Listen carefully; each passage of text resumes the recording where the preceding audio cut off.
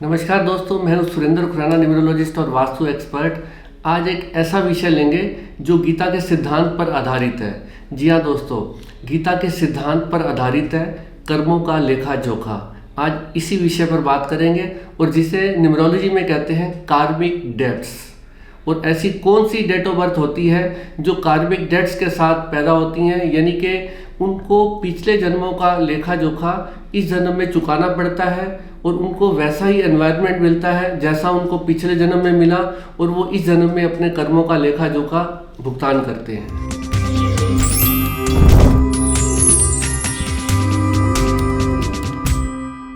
दोस्तों, आज कार्मिक डेट्स और कार्मिक नंबर्स के बारे में बात करेंगे। न्यूमरोलॉजी के आधार पर ऐसी कौन सी डेट ऑफ बर्थ होती है जो कार्मिक डेट्स के रूप में मानी जाती हैं कि उनका कार्मिक डेट है, यानी कि उनको कार्मिक नंबर बोला जाता है। दोस्तों लिखिए, वो डेट ऑफ बर्थ हैं 10, 13, 14, 16 और 19। जी हाँ दोस्तों, ये डेट ऑफ बर्थ वो हैं जो कार्मिक नंबर माने जाते हैं। कार्मिक डेट्स जिनके पिछले जन्मों का क्लियर नहीं होते।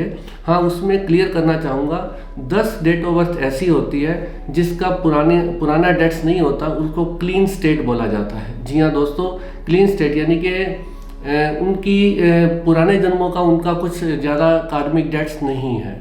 इसलिए काफ़ी न्यूमरोलॉजिस्ट 10 तारीख को कार्मिक नंबर नहीं मानते, बट जो मुख्य रूप से कार्मिक नंबर है वो है 13, 14, 16 और 19। अब एक एक के बारे में बात करेंगे।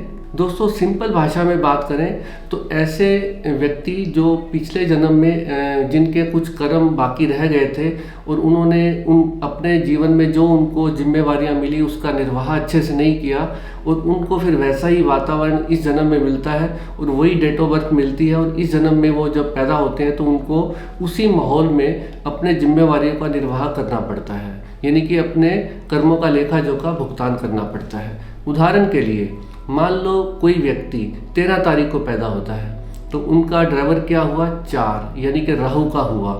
अब समझते हैं कि उनका पुराना डेट क्या रहा होगा।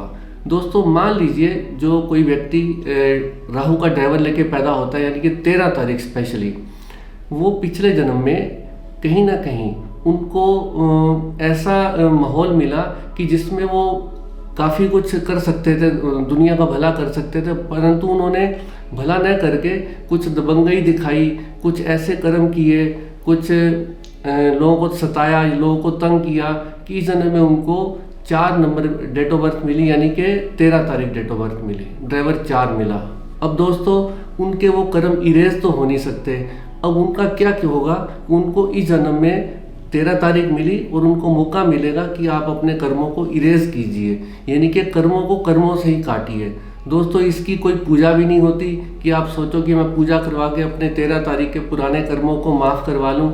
आपको इस जन्म में उस 13 तारीख के जो आपके कर्म थे वो कर्मों से कर्मों को ही काटना पड़ेगा, यानी कि लोगों को आपको नजायज़ तंग नहीं करना, नजायज़ सताना नहीं है, बिल्कुल हम्बल बन के रहना है और लोगों का भला करना है जितना हो सके।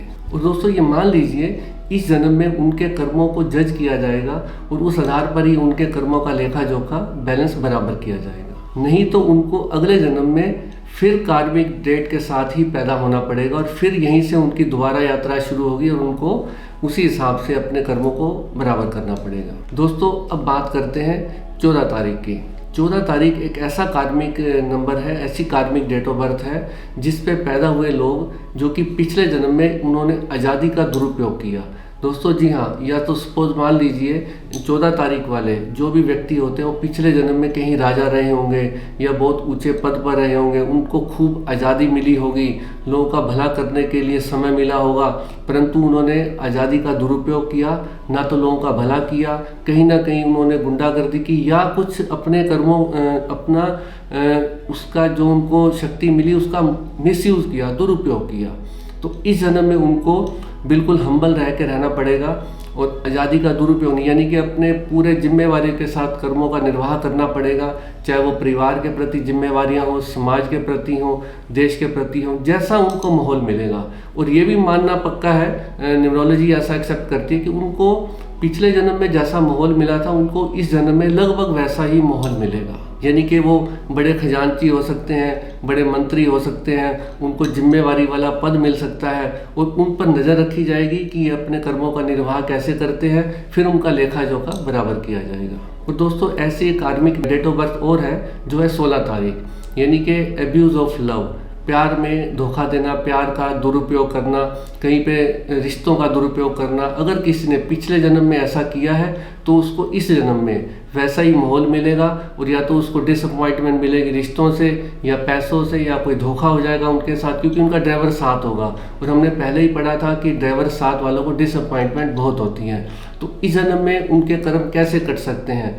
तो सबसे बड़ा एक मूल मंत्र है, गोल्डन स्टेटमेंट है, इस जन्म में जो भी 7 नंबर वाले हैं उनको स्पिरिचुअल होना पड़ेगा। जितना वो स्पिरिचुअल होंगे उतना ही उनके पिछले जन्मों के कर्म आस्ता आस्ता इरेज होते जाएंगे और आगे नए कर्म नहीं बनेंगे उनके, यानी कि उनको इस जन्म में अहंकार मुक्त होना ही पड़ेगा। तो दोस्तों अब बात करते हैं 19 तारीख के बारे में। 19th, जो व्यक्ति 19 तारीख को पैदा होते हैं यानी कि ड्राइवर 1 होगा उनका, और जो भी व्यक्ति 19 तारीख को पर्टिकुलर एक डेट ऑफ बर्थ को पैदा होते हैं तो इसका मतलब उनका कार्मिक नंबर है, उनका पुराना कुछ कार्मिक डेट्स है जो उनको इस जन्म में क्लियर करना है। यानी कि एब्यूज़ ऑफ पावर, यानी कि उनको सत्ता मिली थी और सत्ता में रहते हुए उन्होंने सत्ता का दुरुपयोग किया, लोगों का भला नहीं किया, जो समाज का अंतिम व्यक्ति होता है वहाँ तक उन्होंने सुख सुविधाएं या उनका ध्यान नहीं रखा।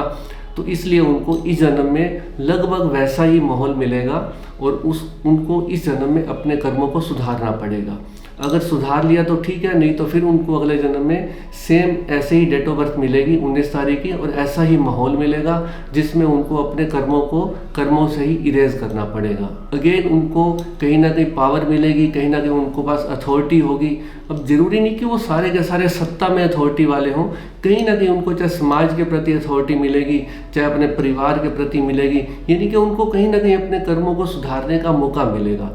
और दोस्तों ये इतना अच्छा मौका होता है, अगर आप किसी भी डेट ऑफ बर्थ को पैदा हुए हैं तो इस जन्म में उनको अपने कर्मों के ऊपर विशेष ध्यान रख के कर्मों से कर्मों को ही काटा जा सकता है। और दोस्तों अंत में मैं यही बोलूँगा कि हमने अभी पूरी वीडियो में क्या देखा, क्या समझा कि जो भी व्यक्ति 13 तारीख, 14 तारीख, 16 तारीख और 19 तारीख को पैदा होते हैं, ऐसे व्यक्तियों को अपने इस जन्म के कर्म विशेष रूप से अच्छे करने पड़ेंगे, सुधारने पड़ेंगे। उनको बड़ा हम्बल रहना पड़ेगा, जिम्मेवारियों का निर्वाह करना पड़ेगा। क्योंकि कई जने पूछते हैं यार कार्मिक डेट है हमारी, तो क्या इसका कोई उपाय है, क्या ऐसा कोई यंत्र डालें हम या ऐसी कोई पूजा करवा लें कि जिससे हमारा कार्मिक डेट का वो प्रभाव खत्म हो जाए? नहीं दोस्तों, कार्मिक डेट्स का प्रभाव किसी तरह से नहीं खत्म हो सकता। कोई पूजा नहीं होती, कोई यंत्र नहीं डाल सकते और आप इसका किसी तरह से उसका प्रभाव नहीं खत्म कर सकते। हाँ, बस आपको क्या करना है, कर्मों से ही कर्मों को इरेज करना है, अच्छे कर्मों से पुराने बुरे कर्मों को इरेज करना है। यही एक उपाय है और यही इसका मूल मंत्र है दोस्तों। और दोस्तों उम्मीद करता हूँ कि जानकारी जो कार्मिक नंबर्स की थी आपको अच्छी लगी होगी, और अगर आपको ये जानकारी अच्छी लगी हो तो इस वीडियो को दोस्तों मित्रों के साथ शेयर कीजिए। और अगर आप मेरे चैनल पर नए हैं तो चैनल को सब्सक्राइब कीजिए और बेल आइकन को हिट जरूर कीजिए ताकि आने वाले समय में आपको रेगुलर मेरी वीडियोस मिलती रहें। नमस्कार।